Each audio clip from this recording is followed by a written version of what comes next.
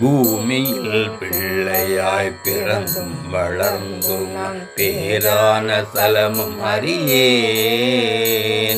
பெரியோர்கள் தனிசனம் ஒரு நாளும் கண்டு நான் போற்றி கொண்டாடி அறியேன். வாமி என்றுனை சிவகாமி என்றே சொல்லி வாயினால் பாடி அறியேன். மாதா பிதாவினது பாதத்தை நானுமே வணங்கி ஒரு நாளும் அறியேன்.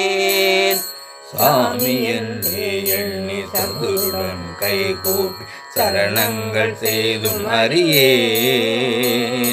சற்குருவின் பாதார விந்தங்களை கண்டு சாஷ்டாங்க தெண்டன் அறியேன்.